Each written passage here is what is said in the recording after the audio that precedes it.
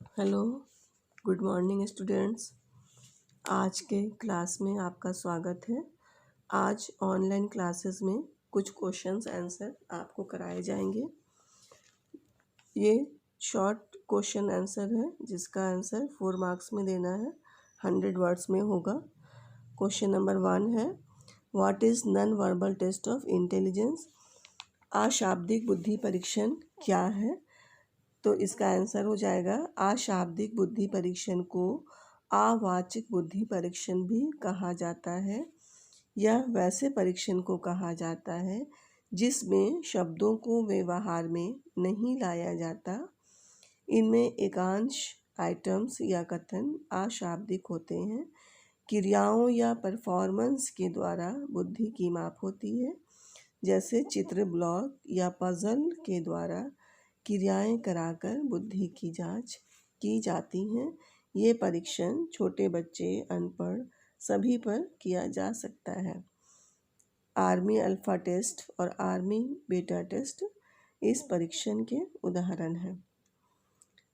The non-verbal intelligence tests are those in which there is no use of words and language. This is why this test is more useful to measure the intelligence of illiterate people or children who doesn't have the knowledge of language. In this test, the subject has to do something, so it is also called performance test.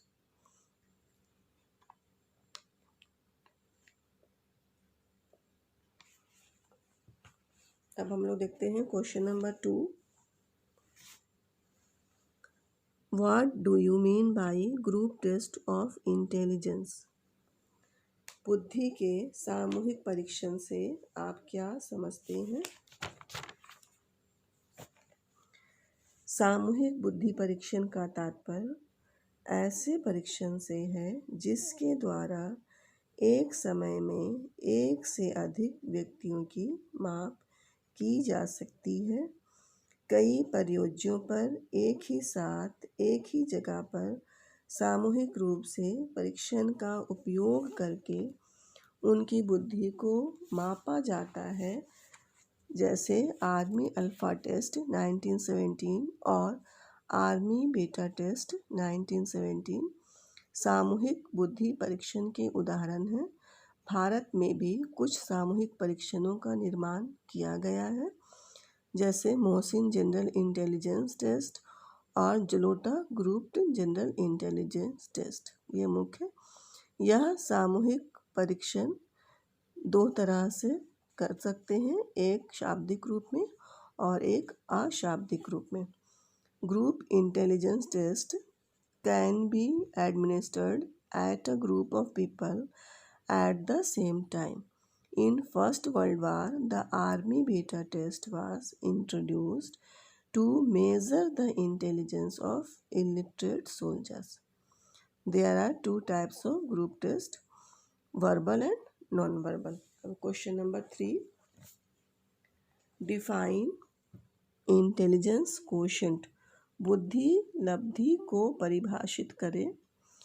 उत्तर, बुद्धि लब्धि एक उम्र विशेष के बच्चे की बुद्धि की तुलना उसकी उम्र के अन्य बच्चों से कर इस बात का हमें ज्ञान दिलाती है कि वह औसत और औसत से कम या अधिक बुद्धि का है।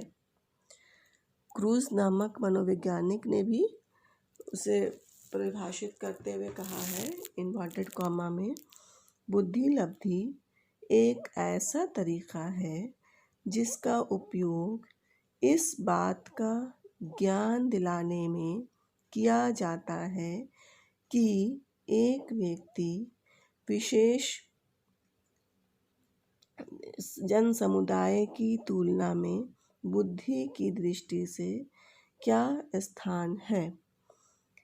Inverted comma close. Intelligent IQ is morally a device used to indicate the relationship of an individual in intelligence to the general population of the country, or an intelligence quotient or IQ is a score derived from a set of standardized tests developed to measure a person's cognitive abilities, intelligence in relation to their age group. Intelligence quotient या बुद्धि लब्धि को हम लोग short में IQ कहते हैं। और इस आईक्यू को निकालने के लिए एक सूत्र भी है, IQ is equal to MA/CA multiplied by 100। MA हो गया mental age by CA chronological age यानी वास्तविक आयु मल्टीप्लाइड बाई 100। अब हम लोग देखते हैं क्वेश्चन नंबर 4।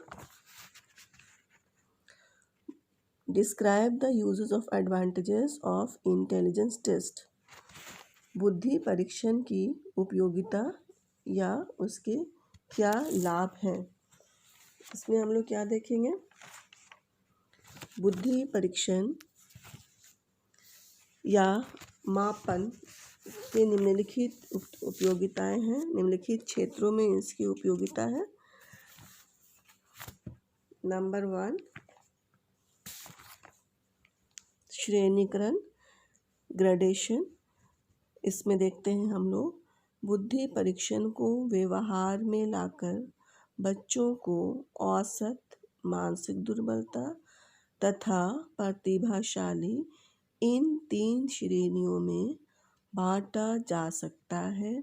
बुद्धि को श्रेणियों में बांटकर बौद्धिक स्तरों पर शिक्षा की व्यवस्था बच्चों में की जाती है।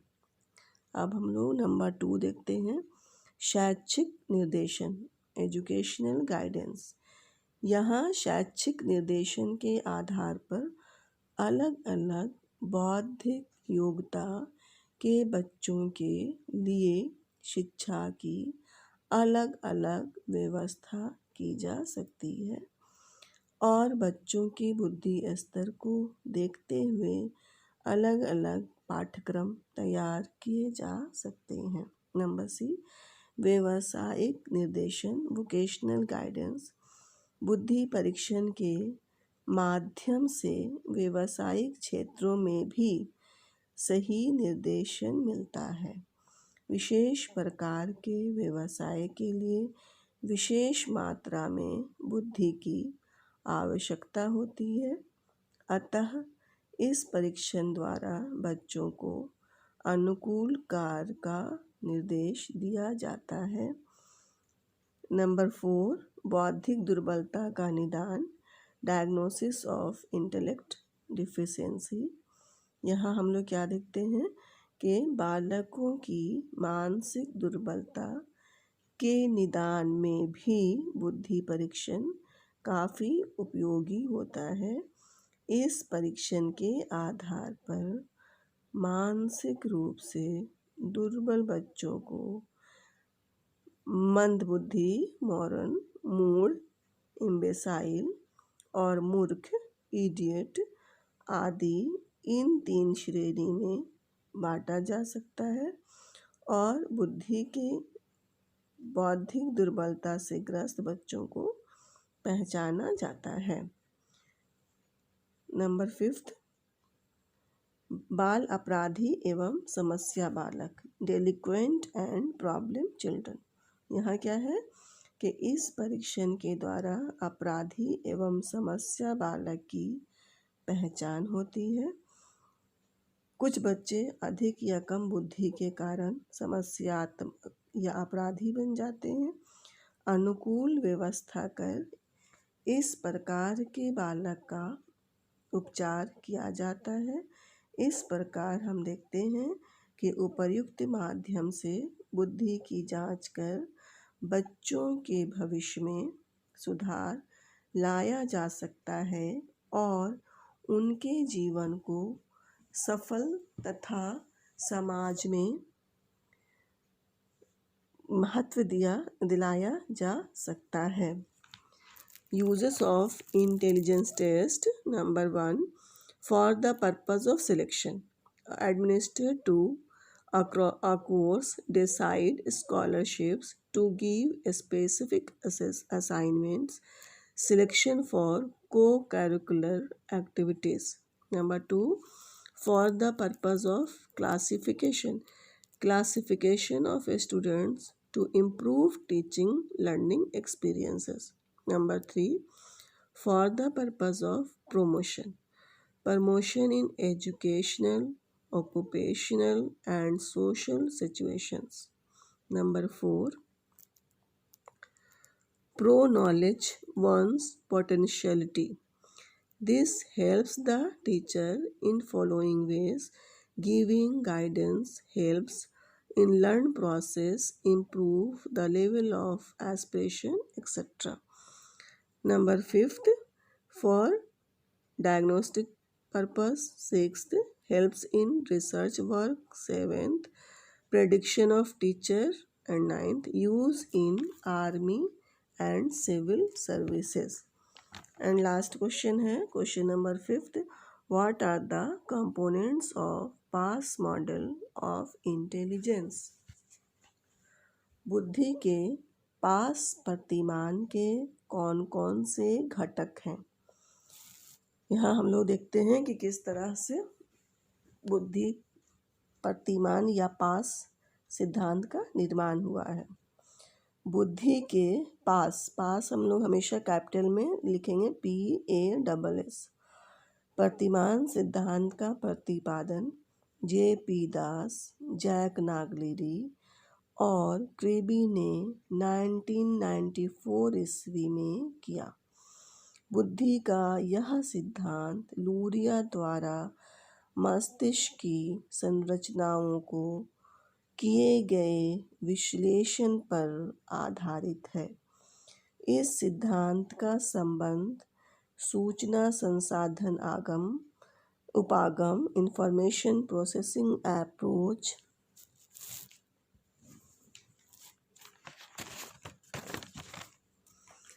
से है, जो गत्यात्मक डायनेमिक होता है।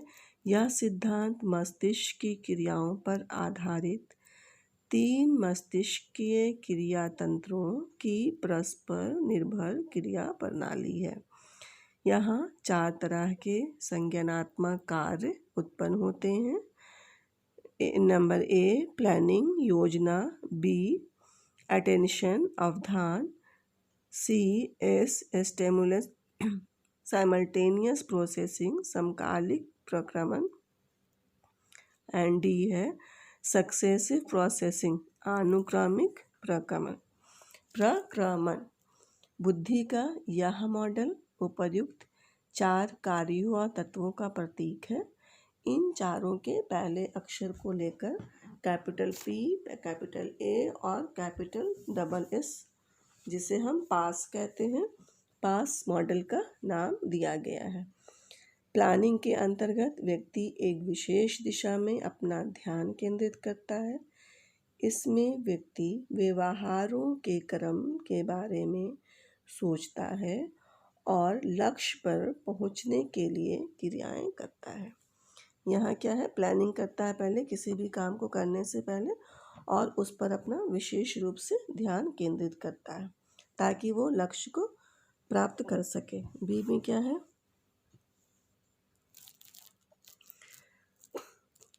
अवधान ऐसी अवस्था होती है जिसमें व्यक्ति किसी उद्दीपन या विषय पर ध्यान देता है। इसके परिणाम स्वरूप वह सूचना के प्रोसेसिंग संशोधित करने में सफल हो पाता है। समकालीन अनुक्रमिक में उस उत्तेजना के अर्थ को समझने का प्रयास व्यक्ति करता है। यह प्रक्रिया अर्थ को समझने में मदद करती है। समकालिक एवं अनुक्रमिक प्रक्रमों का उपयोग विभिन्न संवेदनाओं जैसे श्रवण संवेदन, ऑडिटरी सेंसेशन, दृष्टि संवेदन, विजुअल सेंसेशन आदि से जुड़े कार्यों को करने में किया जाता है। सूचनाओं पर ध्यान देने एवं प्रक्रम के पश्चात नियोजन की प्रक्रिया होती है, यानी योजना बनाने के साथ ही रणनीति को निर्धारण करना एवं निष्पादन की देखरेख करने से है। यहाँ प्रत्येक तत्व एक दूसरे से संबंधित होते हैं। इनकी आवश्यकता उनके सीखने आदि में बहुत अधिक होता है। अतः बुद्धि के इस पास मॉडल के द्वारा बुद्धि की व्याख्या विभिन्न संज्ञानात्मक प्रक्रियाओं के संसाधन के अध्ययन से उचित ढंग से होता है। दास और नागलेरी ने हाल में एक और परीक्षण निर्मित किया है जिसे संज्ञानात्मक मूल्यांकन तंत्र या कॉग्निटिव असेसमेंट सिस्टम CAS कहा गया है। This model has been developed by JP Das, Jack Naglieri and Kirby 1994. According to this model, intellectual activity involves the interdependent functioning of their neurological system called the functional unit of brain. These units are responsible for arousal, attention, processing, and planning respectively. A state of around is basic to any behavior as is help us in attending to stimuli. Arousal and attention enable a person to respectively. A state of arousal is basic to any behavior as it helps us in attending to stimuli. Arousal and attention enable a person to process information. Simultaneous processing takes place when you perceive the relations among various concepts and integrate them into a meaningful pattern for comprehension. Planning is an essential feature of intelligence. After the information is attended to and processed, planning is activated. These past processes operate on a knowledge base developed either formally and informally from the environment. These processes are interactive and dynamic in nature. Das and Nagleri have also developed a battery of tests known as the Cognitive Assessment System CAS. इस तरह से आज हम लोगों ने 5 questions किए। ये सारा क्वेश्चंस आंसर इम्पॉर्टेंट है जिसे आपको ध्यान से सुनना है और रिप्लाई करके खुद लिखना है। आज का यहीं तक। धन्यवाद।